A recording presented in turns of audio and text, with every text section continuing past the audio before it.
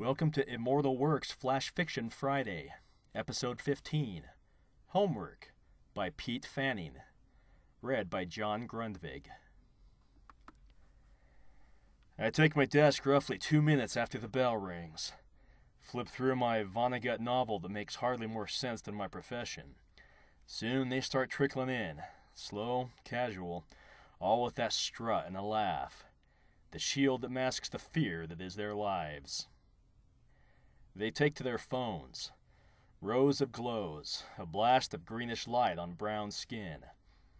When I began in the fall, 20 years ago, I thought it would be rough. And it is. It's soul-sucking and thankless, and there's no money or help, and it's only getting more hopeless every year. I've tried. I'm tired. Now I'm asking friends about jobs. I start to get up, to begin class, which means shutting the door and getting back to my desk when Quentin barges in, all wired up and making a fuss. "Hey, Tartar." I nod in acknowledgement. Tartar sauce.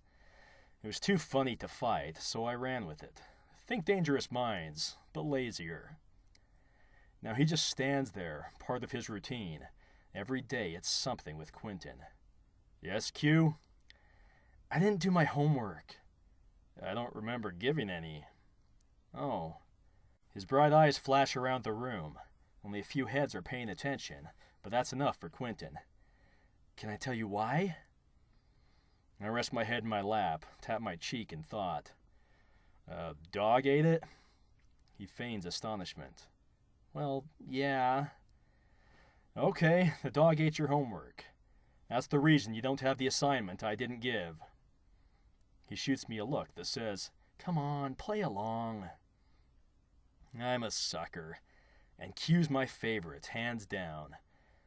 His file shows a kid who's ADHD.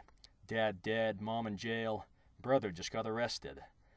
But the class shows a kid with a stadium smile on his face, pulsing to please. Yeah, I'll play along. I set the book down and set my feet on the desk. "Okay, let's hear it." Quentin licks his lips, wipes a hand over his head and points out to the class. One part rapper, one part philosopher. "A fortuitous thing happened to me this morning." "Remedial English, Q." Quentin nods at me, tongue poking his cheek. Then he's back. Slam poetry day in Mr. Tartar's room. Q clears his throat. "A fortuitous thing happened to me this morning. You see, I've been embossed by these halls, frosted by this smog, but today I was accosted by this dog." An applause of yawns greets my go-getter. He plows ahead. "This dog was a pit, with ears like burnt plastic, growling and spastic, not elastic or fantastic, but ugly as Miss Hazlitt." A few oohs in the class. Some phones hit the desk. I shoot him a bemused look, but that's all the defense I have for our fearless principal. He shrugs. I nod, and he continues. "This dog, though, with a chest like a boulder, and he had Serena Williams' shoulders." Q hops up on my desk. Thunk. A few drops of coffee bounce onto my leg. I'm okay with it.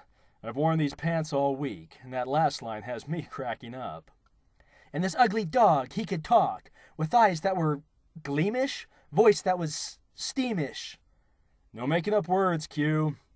Dr. Seuss did it. Point taken.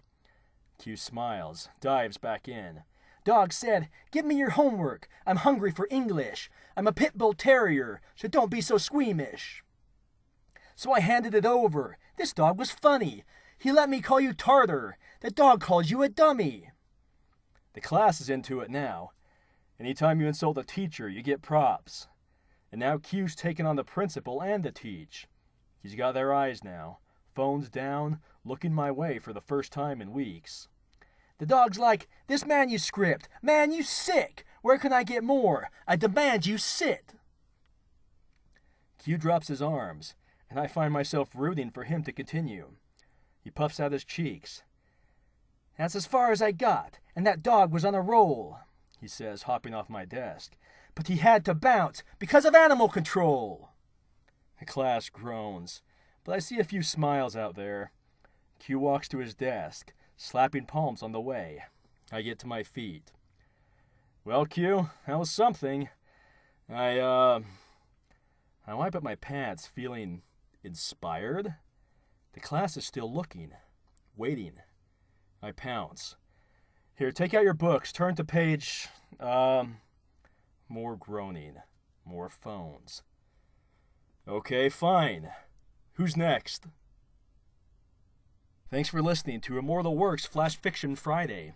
If you have a story, send it to submissions@immortal-works.com.